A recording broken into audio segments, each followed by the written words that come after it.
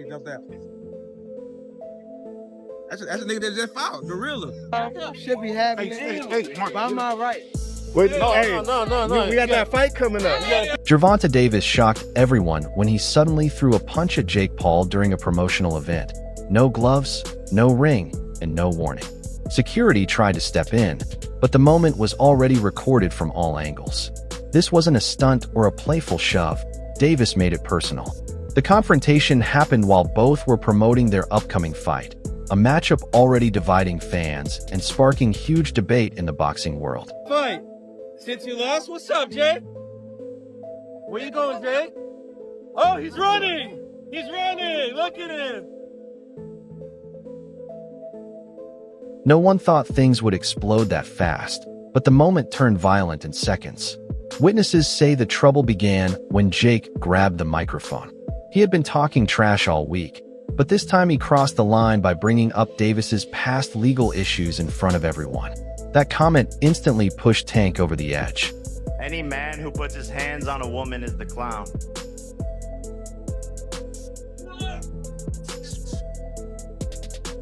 I got you a poodle. Now, okay. Now, since we on this, if I put my hands on females or anything like that, right? If I put my hands on females or anything like that, you know what I mean? Female, like, come on. It will be mad. You see how when I don't even want to bring up nobody thing, what's the name about that? But For a moment, it looked like Davis might ignore the comment, but then you could see his expression change. That same dangerous switch he's known for in the ring. Fired up and done with the talk, Tank stepped forward and threw a clean left hook that snapped Jake's head back, instantly sending the crowd into chaos. Fans were shouting, cameras were flying, security rushed to grab Tank, and Jake's team quickly surrounded him while calling for medical help, turning the promo event into total mayhem within seconds.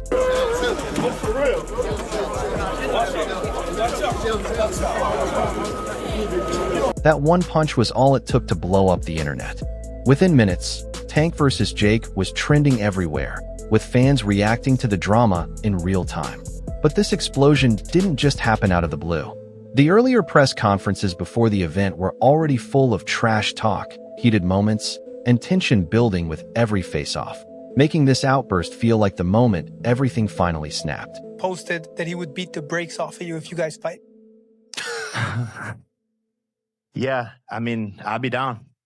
Let's run it. Like, I'll be super, super down. Gervonta, I don't know if Gervonta needs Jake Paul. Let's be clear, right? is there a height limit in boxing? Every time Jake Paul and Gervonta Davis stepped on stage together, the atmosphere turned hostile. It never felt like a normal promotion. It was a constant war of words. Jake kept targeting Tank's personal issues and history, pushing his limits and showing that for him. This fight is personal, not just business. At the end of the day, I gave this little guy an opportunity. He should be thanking me. I'm paying him. I'm his boss. He reports to me, and I'm gonna fucking son him on November 14th. So fuck you, little man. you pay me? Are you paying me? Yeah. 100%. 100%. Facts? Correct. Yes? Correct? Correct. I'm your daddy. Gervonta Davis wasn't letting any of it slide. His frustration showed clearly, and it was obvious he was close to snapping. Each face-off turned more heated, the shoves became serious, and the tension in the room felt explosive. Star in boxing. Tank Davis. Tank Davis. Tank looked like he was seconds away from throwing a punch, and this wasn't the typical joking energy you see at boxing press conferences. The tension felt real and heavy, driven by emotions that were intense and personal, not just for show. I was training for something like this. Obviously, smaller guy. How was this in the training aspect, Jake? Yeah, just a lot of punching down, practicing, hitting below my knees, and a lot of speed. He warming up. We're sparring. That's what we need. We're sparring. Warm up. Warm up. Some I know 8-year-olds. I got If the find 8-year-olds out in there. anything- If I and, find out anything, I'm gonna beat your ass and I'm gonna beat Jalen Love ass. On my mama, I'm gonna beat both of y'all ass. On my mama. And he laughing. He know. He laughing. What are you talking about? What does he have to do with this? Let anything, you know what I'm talking about. Let anything. Nah, I don't have to say it right now. Don't worry about it. I don't gotta say it up here. Let anything happen.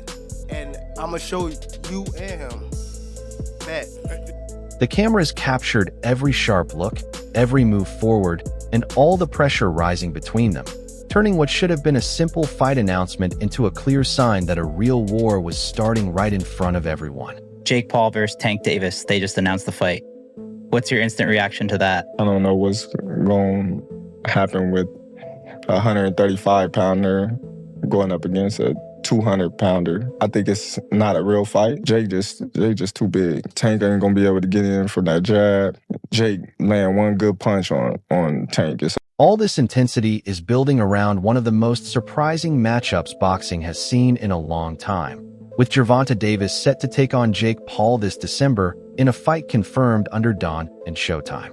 Jake Paul is fighting Gervonta Tank Davis November 15th in Atlanta, Georgia. Tank is no longer, should be, and even in the conversation of a pound for pound, best in the world, none of that. Not because of his skills, but because of this choice. He's done, right? He's done at a high level. For Jake, yeah, it's a little confusing what he says he wants to do as a boxer, right? Because, you know, in a sense, fighting a world champion could get you ready for a world championship fight. But when the size difference is this big, I think it does take away a little bit to become an actual world champion. If you say that, and you accept this for an exhibition as an agreement of both fighters to step away from competition and fight each other in an unsanctioned bout, then have to kind of accept it. I think they should be fighting other people, but they're not. And I'm still going to watch this. I'm still going to be like... This fight has fans completely divided, with some calling it a money-driven stunt and others praising it as a smart move that could become the biggest crossover event the sport has ever seen.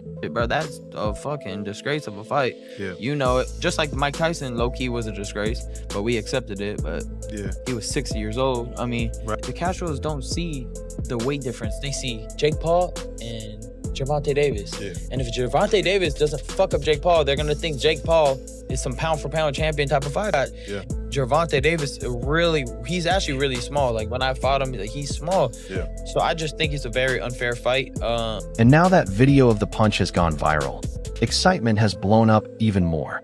But the truth is, this matchup doesn't add up when you look at the numbers. Jake Paul is a natural heavyweight at around 195 pounds, while Gervonta Davis usually fights at 135, a gap of 6 full weight classes. Fans can't stop pointing out that one clean shot from Jake could end Tank's night instantly. And that's the biggest concern everyone keeps talking about. No, he shouldn't. You don't think? Sorry. So, I thought we were all unanimous here. Do you think that Do you think Jake Paul beats Gervonta Davis? 70 pounds is 70 pounds. Gervonta Davis is very small. 5'5". He's tiny, bro. That's what I'm saying. Jake Paul, He's a little 6'1". man. If Jake Paul's tucking up Move on. and absorbing punishment, and walking forward, and look, there's a way to run. Maybe this was Tank's way of sending a message. Size doesn't matter when he lands a shot. That's what he's known for, shocking power in a smaller frame, dropping fighters who were bigger and stronger than him. After weeks of people saying he's too small, too slow, or past his prime, he reminded everyone exactly who he is. Tank can still end a fight with one punch. Davis, bad dude. See, what I like about Tank is Tank brings something different. You know, back in the days, everybody had something. Muhammad Ali was a mover boxer. George was a puncher. Ernest Shavers was a puncher. Everybody had something they brought to the table. Larry Holmes had a jab. Mike Weaver had overhand right. You know what I'm saying? Everybody has something. That division now is full, and Tank having to be the knockout guy of the division. He the one with the main knockout power. Garcia has it too, but Tank got that real knockout power that, like, if Tank hit one of them clean, usually they gonna have a problem. So it's like, I like Tank. Every now and then, I think when he knows he can beat somebody, he probably don't lock in as hard, but I think when they bring challenges, he locks in. Yeah, he fights to the level of his competition. Yeah, he was doing that a lot. And he got to be careful of that. 2 fights ago, he was really doing that. You feel me? So you got to be careful of that, because if you come in and think somebody is not at your level and you underestimate them, it can get you beat. So that's the only thing I think you got to be careful of. Other than that, Tank is a really good. And this kind of drama is exactly what the fight needs, because right now a lot of people still aren't convinced about Davis versus Paul. Jake knows how to spark chaos, and Tank always keeps everyone guessing. When those two stand next to each other, it turns into a viral moment every single time. giving the matchup the attention they're chasing. Jake, what do you think of Jake? Clown. Would you look at it as a joke if if your team was like, yo, we want you to fight Jake Paul? Would you be like, come on, man? I laugh at him. Did you ever do a fight like that? I feel as though in my career, I can't do that right now. I'm not a Floyd Mayweather. I ain't no Manny Pacquiao or no Canelo. I think that I should actually still gotta have my foot on the gas as far as... Still, there's one thing you can't stage. That punch connected for real, and Jake's reaction showed it wasn't pretend. Whether this moment was set up or not, the tension between them is definitely genuine.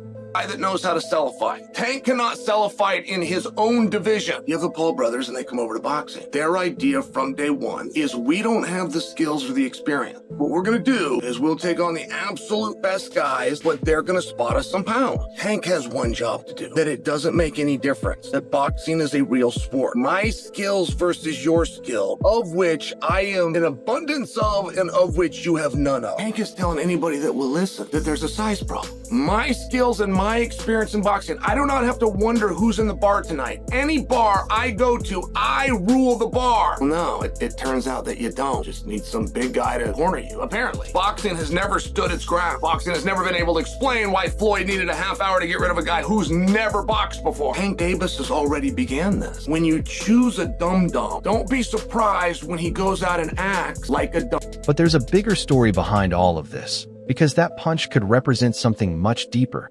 Tank Davis isn't the same fighter people remember from before. I'm sorry.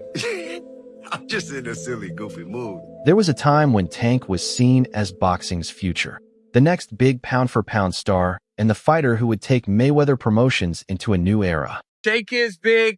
Tank has a lot of skill, but I don't think he's the same Tank that we saw the most incredible knockouts.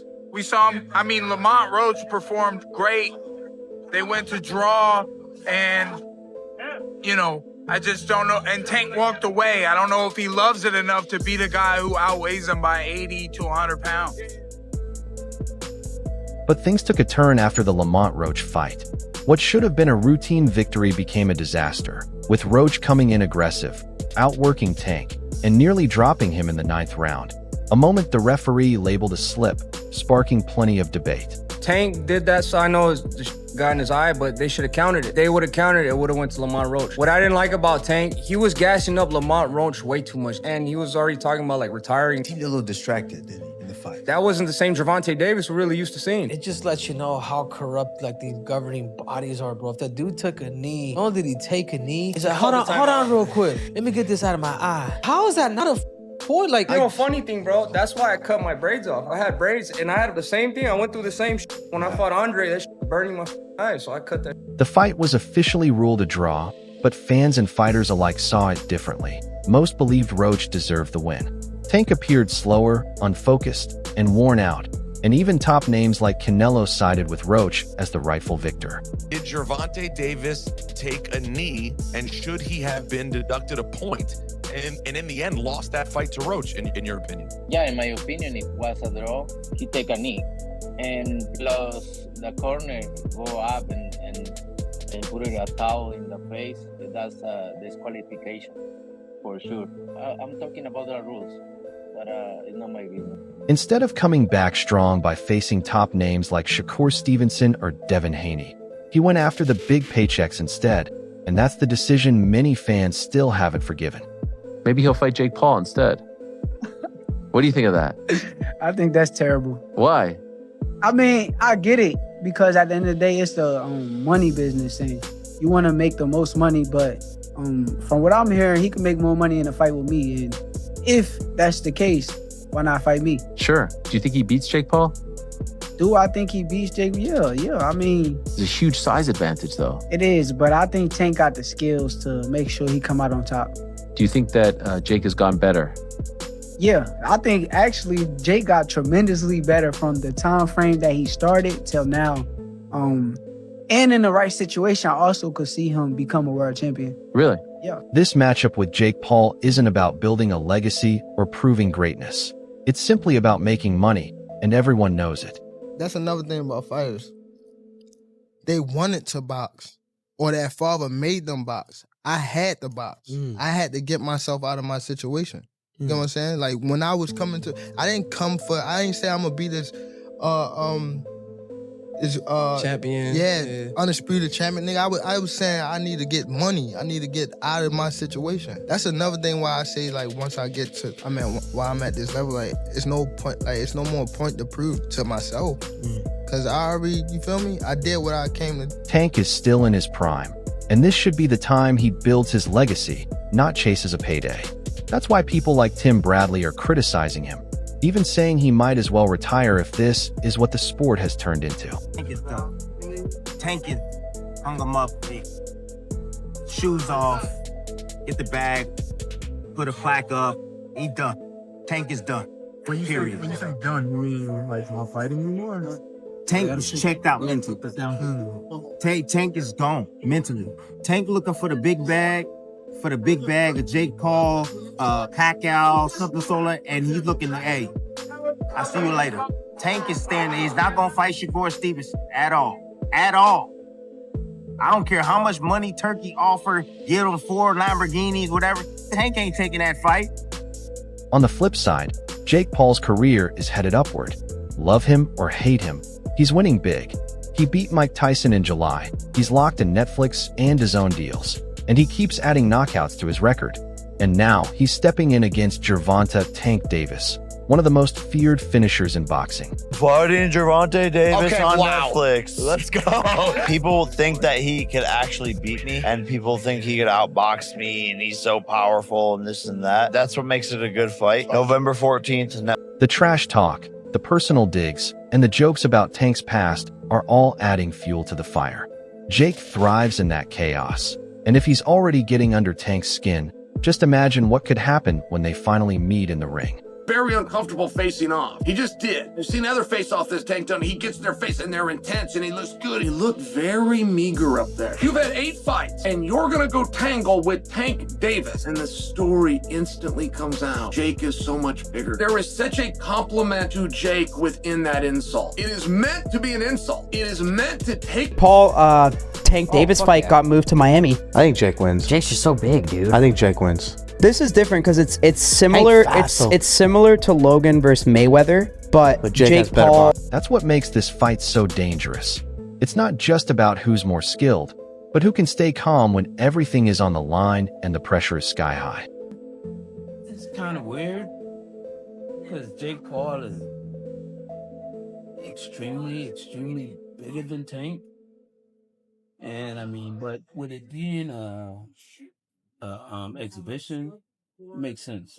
It's fine. He got a big name that he's gonna be fighting. But I mean, it really makes no sense because he's gonna be weighing over 200 and some pounds. Tank's gonna probably be weighing maybe at the most 147, 150.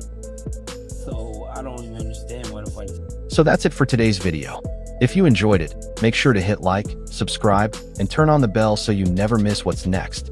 Drop your thoughts in the comments below, stay tuned, and we'll see you in the next one.